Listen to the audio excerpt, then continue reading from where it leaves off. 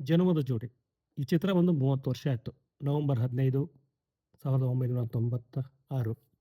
ಈ ಒಂದು ಚಿತ್ರಕ್ಕೆ ಸಂಬಂಧಪಟ್ಟಂಗೆ ಈಗ ಹೇಳಲಿಕ್ಕೆ ತುಂಬಾ ವಿಚಾರ ಇದೆ. ಅಂದ್ರೆ ಈ ಇಯರಲ್ಲಿ ರಿಲೀಸ್ ಆಯ್ತಾ? ಅಥವಾ ಈ ಸಿನಿಮಾ ಬಗ್ಗೆ ಹೇಳಲಿಕ್ಕೆ ಈಗೇನು ಕಾರಣ ಅಂತೇಳಿ. ಒಂದು ಒಂದು ವಿಷಯ ಸೋಷಿಯಲ್ ಮೀಡಿಯಾದಲ್ಲಿ ತುಂಬಾ ವೈರಲ್ ಆಗ್ತಿರುವಂಥದ್ದು ಏನಪ್ಪಾ ಅಂತಂದ್ರೆ, ಜನಮದ ಜೋಡಿ ಚಿತ್ರಕ್ಕೆ ಅದರಲ್ಲೂ ಕನಕ ಪಾತ್ರಕ್ಕಾಗಿ ಸೌಂದರ್ಯ ಅವರ ಆಯ್ಕೆ ಆಗಬೇಕಾಗಿತ್ತು. ಆದರೆ ಯಾರೋ ಒಬ್ಬರು ಅಡ್ಡಗಾಲು ಹಾಕಿದ್ರು. ಹಾಗಾಗಿ ಅವರು ಈ ಒಂದು ಚಿತ್ರಕ್ಕೆ ಆಯ್ಕೆ ಆಗಲಿಲ್ಲ ಅನ್ನುವಂಥದ್ದು. ಆದರೆ ಇಲ್ಲಿ ಅಡ್ಡಗಾಲು ಹಾಕುವಂಥ ಪ್ರಶ್ನೆ ಬರುವುದೇನಿಲ್ಲ. ಯಾಕಂದ್ರೆ ಒಂದು ಚಿತ್ರ ಅಂತಂದಾಗ ಬೇರೆ ಬೇರೆ ಆಯ್ಕೆಗಳಿರುತ್ತೆ. ಬೇರೆ ಬೇರೆ ಆಪ್ಷನ್ಸ್‌ಗಳಿರುತ್ತೆ. ಸೊ, ಆ ದೃಷ್ಟಿಯಿಂದ ಎಲ್ಲ ಆಯ್ಕೆಗಳು ಇದ್ದೇ ಇರುತ್ತೆ.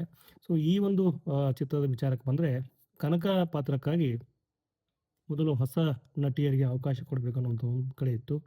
ಇನ್ನೊಂದು ಕಡೆ ಕನ್ನಡದ ನಟಿಯರಿಗೆ ಆದ್ಯತೆ ಕೊಡಬೇಕು ಅನ್ನುವಂಥದ್ದು ಮನಸ್ಥಿತಿ ಪಾರ್ವತಮ್ಮ ರಾಜ್‌ಕುಮಾರ್ ಅವ್ರಿಗೆ.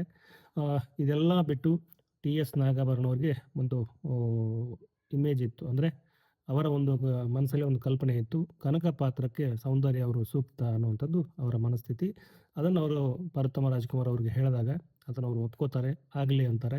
ಸೊ, ನಾಗಭರಣ ಅವರು ಆ ವಿಚಾರದಲ್ಲಿ ಆ ದಿಕ್ಕಿನಲ್ಲಿ ಯೋಚನೆ ಮಾಡ್ತಾರೆ. ಆದರೆ ಸೌಂದರ್ಯ ಅವರ ಒಂದು ಕೆಲ್ಸ ಅಥವಾ ಅವರ ಸಿನಿಮಾಗಳು ಸಾಕಷ್ಟಿದ್ದಾಗ ಈ ಕನಕ ಪಾತ್ರಕ್ಕಾಗಿ ಜನ್ಮದ ಜೋಡಿ ಚಿತ್ರಕ್ಕಾಗಿ ಟೈಮ್ ಕೊಡೋಕ್ಕಾಗಲಿಲ್ಲ. ಹಾಗಾಗಿ ಆ ಒಂದು ಚಿತ್ರದ ಮತ್ತು ಆ ಒಂದು ಪಾತ್ರವನ್ನು ಅವರು ಮಾಡಲಿಲ್ಲ ಅನ್ನುವಂಥದ್ದು ನಮಗೆ ಸಿಗುವಂಥ ಮಾಹಿತಿ. ಇದರ ಹೊರತಾಗಿ ಕನ್ನಡದ ಇನ್ನೂ 3 ಜನ ನಟಿಯರಿಗೆ ಈ ಅವಕಾಶ ಬಂದಿತ್ತು. ಆದರೆ ಅದು ಅವ್ರಿಗೂ ಆಗಲಿಲ್ಲ ಅನ್ನುವಂಥದ್ದು. ಅದ್ಯಾರಂದ್ರೆ ಒಂದು ಶ್ರುತಿ ಅವರು, ಹಾಗೇನೆ ಇನ್ನೊಂದು ಸುಧಾರಾಣಿ ಅವರು, ಮತ್ತೊಬ್ಬರು ಪ್ರೇಮ ಅವರು. ಸೊ, ಈ ಮೂವರು ನಟಿಯರು ಕೂಡ ಈ ಒಂದು ಚಿತ್ರಕ್ಕೋಸ್ಕರ ಅಪ್ರೋಚ್ ಮಾಡಿದ್ರು ಅನ್ನುವಂಥ ಒಂದಷ್ಟು ಕುತೂಹಲದ ವಿಚಾರ ಕೂಡ ನಮಗೆ ಗೊತ್ತಾಗತ್ತೆ. ಆದರೆ ಇವರು ಆ ಸಂದರ್ಭದಲ್ಲಿ ಜನ್ಮದ ಜೋಡಿ ಚಿತ್ರವನ್ನ ಮಾಡಲಿಕ್ಕೆ ಆಗಲಿಲ್ಲ. ಕಾರಣ ಏನಂದ್ರೆ ಬೇರೆ ಬೇರೆ ಸಿನಿಮಾದಲ್ಲಿ ಅವರು ಬ್ಯುಸಿ ಆಗಿದ್ರು ಅನ್ನುವಂಥದ್ದು. ಇಂಥ ಒಂದು ಸಂದರ್ಭದಲ್ಲಿ ಶಿವರಾಜ್ ಕುಮಾರ್ ಅವರು ಒಂದು ವಿಚಾರ ಹೇಳ್ತಾರೆ. ಶಿಲ್ಪಾ ಅಂತ ಹೇಳಿ ಒಬ್ಬರು ನಟಿ ಇದ್ದಾರೆ.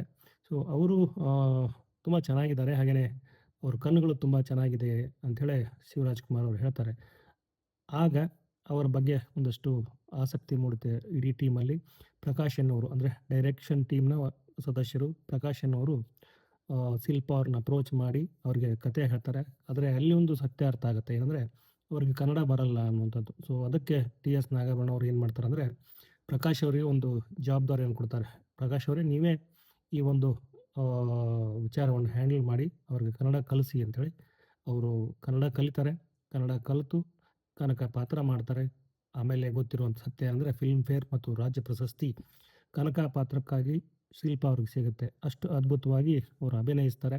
ಈಗಲೂ ನೀವು ಈ ಸಿನಿಮಾದ ಯಾವುದೇ ದೃಶ್ಯ ನೋಡಿದರೂ ಕೂಡ ಶಿಲ್ಪಾ ಅವರು ನಿಮಗೆ ಇಷ್ಟ ಆಗ್ತಾರೆ. ಆ ಥರದ ಇಂಟ್ರೆಸ್ಟಿಂಗ್ ವಿಚಾರ ಇನ್ನೊಂದಷ್ಟು ಇದೆ ಈ ಒಂದು ಚಿತ್ರಕ್ಕೆ ಸಂಬಂಧಪಟ್ಟಂಗೆ. ಚಿತ್ರೀಕರಣ ಮಾಡುವಂಥ ಸಂದರ್ಭದಲ್ಲಿ ಜನ ಏನು ತಾವಾಗೆ ಬರ್ತಿದ್ರು, ಶೂಟಿಂಗ್ ನೋಡ್ತಿದ್ರು. ಈ ಶೂಟಿಂಗ್ ನೋಡುವಂಥ ಸಂದರ್ಭದಲ್ಲಿ ಅವರಿಗೆ ಊಟ ವ್ಯವಸ್ಥೆ ಬೇಕಾಗಿತ್ತು. ರಾಜ್‌ಕುಮಾರ್ ಅವರು ಈ ಎಲ್ಲವನ್ನ ಗಮನಿಸಿ ಜನರಿಗೋಸ್ಕರ ಊಟದ ವ್ಯವಸ್ಥೆ ಮಾಡ್ತಿದ್ರು ಅನ್ನುವಂಥದ್ದು ಮತ್ತೊಂದು ಇಂಟ್ರೆಸ್ಟಿಂಗ್ ವಿಚಾರ. ಇದಲ್ಲದೆ ಶಿವರಾಜ್ ಕುಮಾರ್ ಅಥವಾ ಸಿನಿಮಾದವರು ಅಂತಂದಾಗ ಅವ್ರ ಜೊತೆ ಫೋಟೋ ತೆಗೆಸ್ಕೋಬೇಕು ಅನ್ನುವಂಥ ಆಸೆ. ಸೊ, ಅಲ್ಲಿ ಶೂಟಿಂಗ್ ಸ್ಪಾಟಲ್ಲಿ ಜನರಿಗೋಸ್ಕರ ಅವರ ಒಂದು ಫೋಟೋ ಸೆಷನ್‌ಗೋಸ್ಕರ ಶಿವರಾಜ್ ಕುಮಾರ್ ಅವರು ನಿಲ್ತಿದ್ರು. ಸಾಲಾಗಿ ಜನ ಬರ್ತಿದ್ರು, ಫೋಟೋಗ್ರಾಫರ್‌ಗಳು ಫೋಟೋ ತೆಗಿತಿದ್ರು. ಈ ಥರದ ಇಂಟ್ರೆಸ್ಟಿಂಗ್ ವಿಚಾರಗಳು ಜನಮದ ಜೋಡಿಯ ಚಿತ್ರದ ಸುತ್ತ ಇರುವಂಥದ್ದು ಅಂತ ಹೇಳ್ತಾ, ನನ್ನ ಈ ಒಂದು ವಿಡಿಯೋನ ನೋಡಿದಂಥ ಪ್ರತಿಯೊಬ್ಬರಿಗೂ ಧನ್ಯವಾದಗಳು.